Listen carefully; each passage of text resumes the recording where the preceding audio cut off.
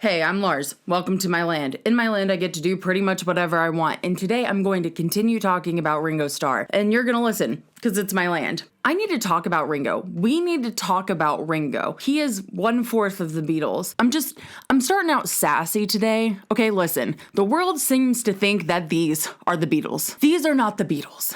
These are the Beatles. Oh, pissed off. It's important that I give them all for attention. We need to give them all for attention. Ringo has been crazy influential to drumming, and that part of the story comes much later in this series, but that's why he deserves his place here. And this might be a side point, but no one seems to care about how adorable he is when he smiles after every single line and act naturally in the Blackpool performance. He was nervous, and he's like, I'm all nervous and out of tune, and then you look at him, And there he is, all out of key and nervous, singing act naturally. Ringo. And I made this excellent point in my very first Beatles video. And I'm not positive that he's not just sunshine disguised as a human. Have you seen them in the same room? These are all good reasons to talk about Ringo, but most importantly, it's because nobody does. Humor me. What do you know about Ringo?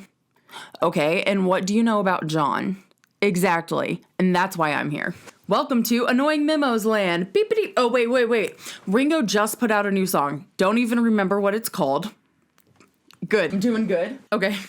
Everyone and everything. And he did this in the music video, so let's add that to the important reasons to talk about him. All right, now, welcome to Annoying Memos Land. Beepity, beep, beepity, beep, beep. And the decade-old sweatshirt that I forgot had its own thumb holes. Jesus. Hello, visitors. I do videos on the Beatles and whatever else comes to mind, but for right now, it's just the Beatles because I have been working on this video essay series on the TV show Lost for so long now that if I don't mention it in every video, I turn into plant food, like that dad in that Goosebumps episode. Stay out of the basement. I would absolutely love it if you'd like and subscribe and all of that jazz. And before we go back to my land, I need to let you know that I have the loudest chair in the universe, the driest eyes in the country, and the TV back there just tilts whatever direction it wants. And I would apologize, but it's gonna happen again. So let's go back to my land. All sources are linked below. I had to refilm a bit of this because my audio got screwed up, but I had this absolutely insane rant, so I'm just gonna put it in right here. By the way, no matter how much you know about Ringo, with my opening question about how much do you know, you still don't know as much as you know about John. I have been actively researching this man. I don't even have all my Ringo books. I've got 3 Ringo books now. I've been actively researching this man.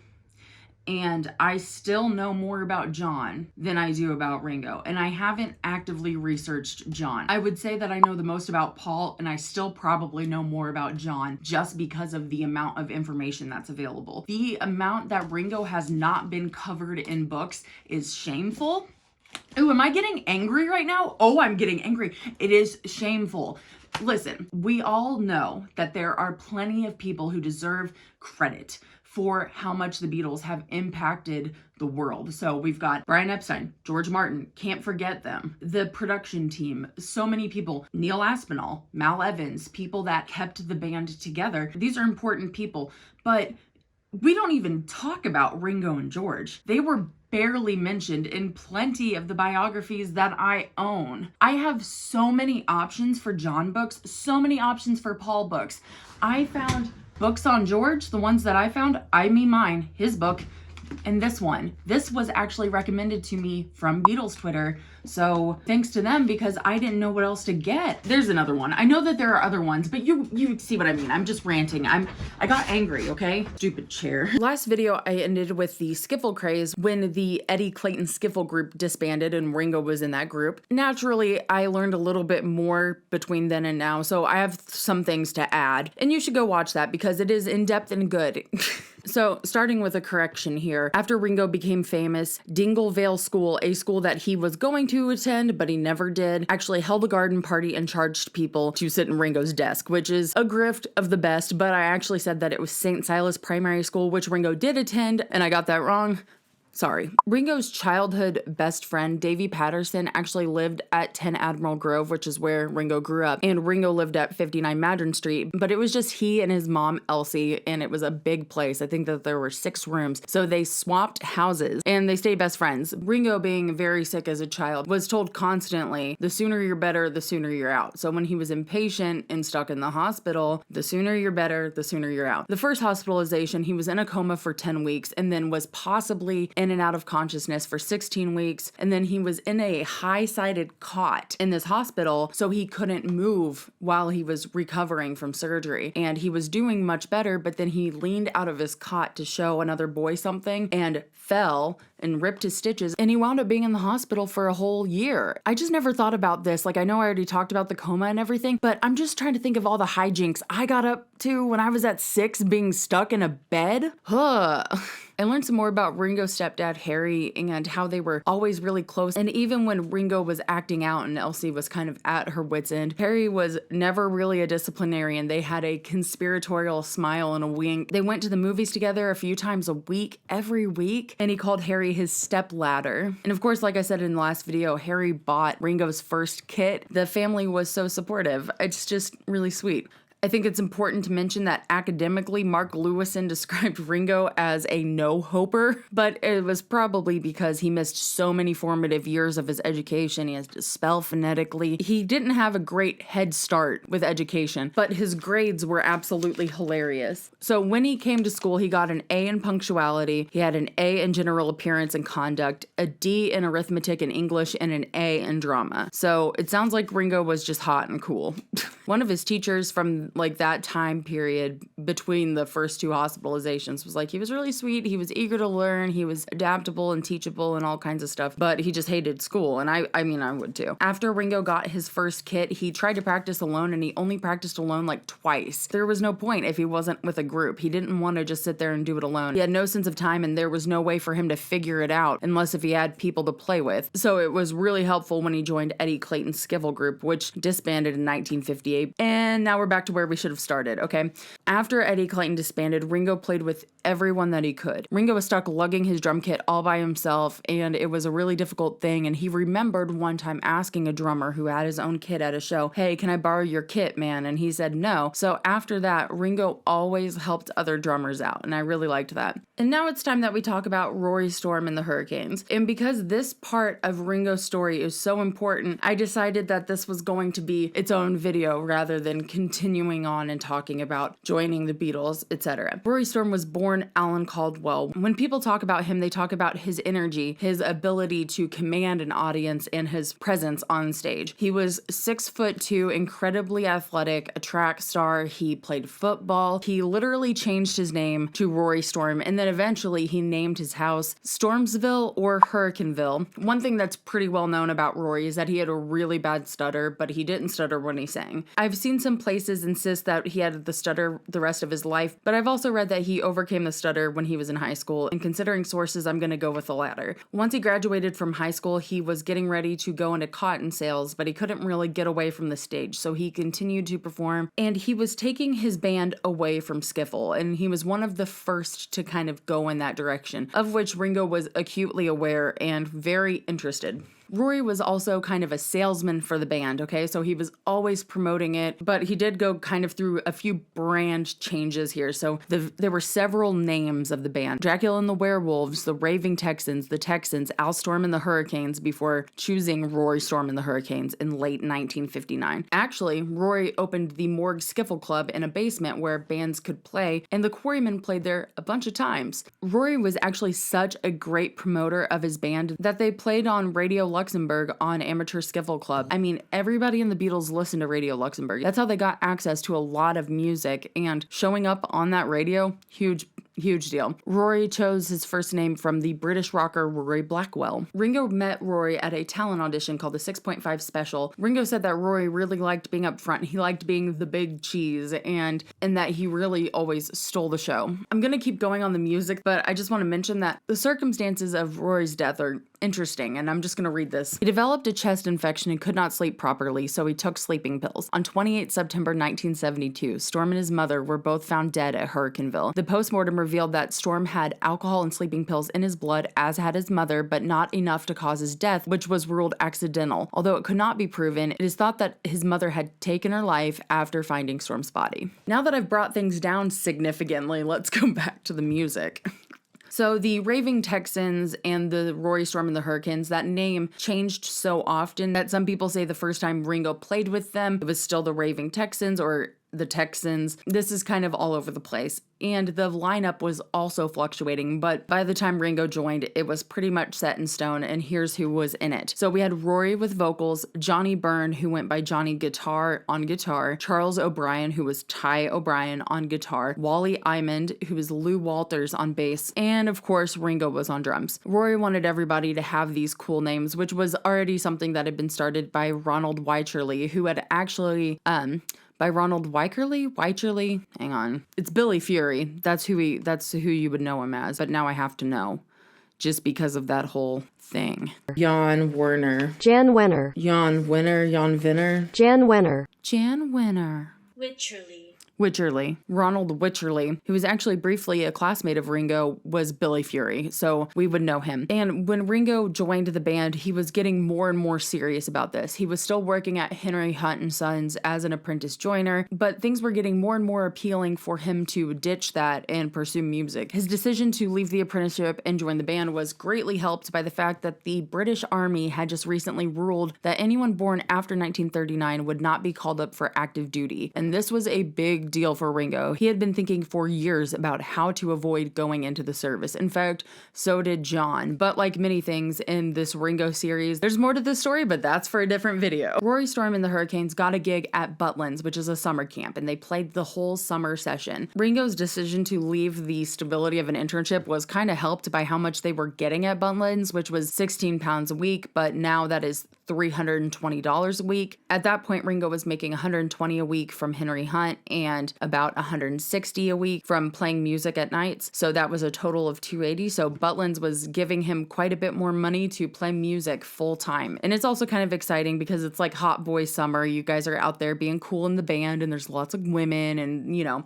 all that stuff. Ringo's nickname, common story, is that he became Ringo because he was already wearing the rings. One of them was his grandfather's wedding ring and the others were from female fans, but he'd started the rings thing when his mother gave him 3 cut glass gems, so that's where the ring thing started. And because of this, he'd already earned the nickname Rings, but he chose Ringo because of the real-life outlaw named Johnny Ringo and the American TV show also named Johnny Ringo, and John Wayne's character, the Ringo Kid in Stagecoach. So he was like, I'm cool, and Ringo loved Westerns. Westerns are a huge thing for him, so it was really kind of exciting to be Ringo. And of course, the star part was just kind of obvious. At this point, Ringo had been dating Geraldine McGovern for quite a time, went by Jerry, and they got engaged, and they were planning on getting married sometime in 1961. But eventually it came to a crossroads of, you're gonna have to choose me or the music, and it wasn't like a contentious thing, but Ringo chose the music. The band started playing at the Cavern in January 1960, which was at the time purely a jazz club. They even banned rockers, which made it a little bit more controversial when they decided to switch up their set list and play something that was a little bit more rock and rolly, and all the fans got pretty ticked off. They were booing them and throwing coins at them, and the Cavern management was so angry that they fined them 6 shillings, but all the coins that the audience threw more than paid up for the fine. So I have in my notes that Ringo was a grump in the morning and that he tried to learn how to swim at Butlins, but he went in too deep and Ty O'Brien had to get him out. So Rory caught on that Ringo was really fun to watch and people really started enjoying him and he was getting fans. It's because he's infectious. When you watch him play, he's just into it. There's nothing else there. That is all he cares about. And it's impossible not to love him. So the set started having Ringo Starr time, which was like a space where Ringo would sing his own songs. And oh, I should probably explain this. There was something really appealing about Rory Storm and the Hurricanes because they had this kind of big band attitude. They were doing high kicks on stage. Rory would do flips off the stage and was really just a performer. So people would like to see them. They had their matching suits and they were still rock and roll. So it wasn't too big band and it wasn't too out of the culture or too progressive. So they quickly became the most popular group in Liverpool. Ringo was a quick fit because everybody kind of played the same songs, and that was another reason that Rory Storm stuck out so much because everybody played the same songs, you know, Boys, Roll Over Beethoven, that kind of stuff, but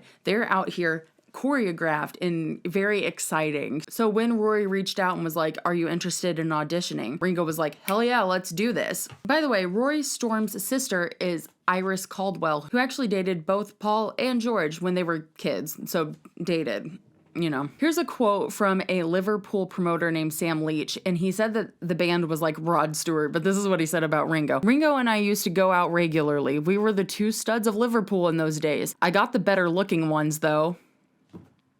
Okay. Ringo was no trouble at all. He did his job and he had a good personality. Never turned up late, never got drunk. He did his business, very professional. The Butlins gig began in August 1959. Now, Alan Williams, the owner of the Jacaranda Club and the guy who brought all of the Liverpool bands to Hamburg, had already asked Rory Storm if they wanted to go to Hamburg for the summer, but they were doing Butlins, so they decided to go in October. And like I said before, there's more to the story, but that's for another video. They spent a lot of time with the Beatles. They performed together this entire 8-week stint. That is for a different...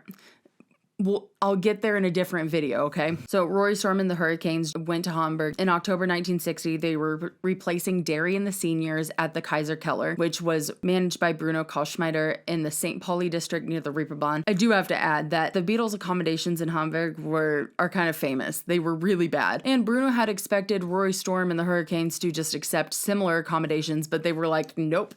Rory was like, not my boys. So they wound up staying in the local Mission, so the lap of luxury, but it was still better than staying in the back of the theater. I mean, Pete Best described them as from the pit of Calcutta. Speaking of, I wonder what's gonna be in the next video. Okay. Now, during this time, the Beatles were kind of the scruffs and Rory Storm and the Hurricanes were the professionals. And that's how both Rory Storm and the Beatles felt about the situation. But George wrote his longtime friend back in Liverpool, Arthur Kelly, and he called their band crummy, but he said the only person who is any good in the group is the drummer. And Ringo learned his first German words from Stu. They all wound up getting pretty close. They were all 22 and younger. I think George would be the youngest at 17. Very, close, similar upbringings. All of them are from Liverpool. So they became really close. When they came back to Liverpool, gigs were harder to come by, but they took them as much as they could. The Liverpool music scene had continued to explode, so there was a lot more competition with just Rory Storm and the Beatles than just Rory and the Beatles and a few other larger bands. But they wound up still getting another gig at Butlins for the second summer, and during this time, Ringo met a girl who was 16 and her name was Doreen Walker, and I was like, oh, 16, oh god, oh god, oh god. But, chill. She said that they played tennis and he brought her drinks and she was like, not alcohol, it was Coca-Cola. Doreen thought that Ringo was very aware of her age because he was a perfect gentleman and all they did was hold hands and he kissed her on the cheek. And after she left, they corresponded by mail and he would always sign off as lots of love and luck, Ringo, XXX. By the time Ringo turned 21, he was getting pretty antsy. He was feeling like Rory Storm and the Hurricanes were kind of getting stagnant and they were going as far as they could. But he had a surprise birthday party thrown by his mom Elsie, so the guests include Jerry and the Pacemaker, Cilla Black, and the Big Three. Around this time, Ringo became reacquainted with his father, Richard Starkey Sr., who had moved about 50 miles away and got a replacement family. So one time, Ringo was going to visit his grandparents, the Starkey grandparents, who had stayed in Ringo's life, and they were very close, and Richard Starkey Sr. was there. It's kind of awkward, and Ringo was like, hey, I got a new car, you want to look at it? So they stood outside and looked at his new car, and that was the last time he saw his dad. And the Hurricanes are still playing. They played the Palais Ballroom just a week after the Beatles, and they brought in 200 more people than the Beatles, but Ringo could feel them losing their momentum. So he actually took on a Hamburg job with Tony Sheridan, who was a rock and roller. Now, the thing about Tony Sheridan was that he was a very good guitar player. He was good at what he did, but he was kind of awful. He had a bad temper. He would get into fist fights with people in the audience, and he'd just like to switch up what they were singing mid-song, which is not the best for a drummer. Tony Sheridan was offering Ringo a really good deal. He was offering him, how much was it? Ringo was going to have his own apartment, a car, and 30 pounds a week. And he left Rory at the same time as Lou Walters left Rory. So Derek Fell from the Executioners replaced him on drums, and there was no hard feelings. Everybody was fine with it. But Ringo only stayed there for a couple of days before he was like, I'm over this shit, and he left. So then Derek fell to the side. And this was kind of a blow because Tony Sheridan's band really liked Ringo. Roy Young, who played on the piano, actually said that Ringo styled himself like a metronome, so he could play with anything, and he was very good for recording. And that's something that I made a video on the Beatles history, and someone commented Ringo was a metronome, and he really is. Ringo was all about getting that sense of time, and this was something that people were recognizing in 1961, December 1961. January 1962, Ringo returns beginning of January 1962. He's right back with Rory. They're still taking shows wherever they could. In April of 1962, they took a month of shows in France at the army bases at Fontenay-en-Orléans. Is that... Okay, I don't care. I just want to say it right. Fontenay-en-Orléans. But this time they were accompanied by a female vocalist because part of army performances is that they had to have a woman. And this is what I wrote in parentheses, because army equals horny. And local bassist Bobby Thompson replaced Lou Walters. Things weren't super great in France at this point. They were actually like kicked off a train, and policemen held machine guns up to Ringo because he was suspicious with his drum cases, which I'm like, Ringo is so suspicious, you know? He's like 5'6". He's like adorable. I always forget that he was intimidating then. After their month in France, there's some confusion with dates, but then they went and played in Marbella, Spain, and then back to Butlins. And that was his final summer with the band before he joined the Beatles. And that is where we end for today. Thank you so much for visiting my land. I would absolutely love it if you'd like and subscribe and all of that jazz. Now, y'all come back now, you hear? Bye. My sweet Lord. My Lord. My Lord. But it takes so long, my Lord. My sweet Lord.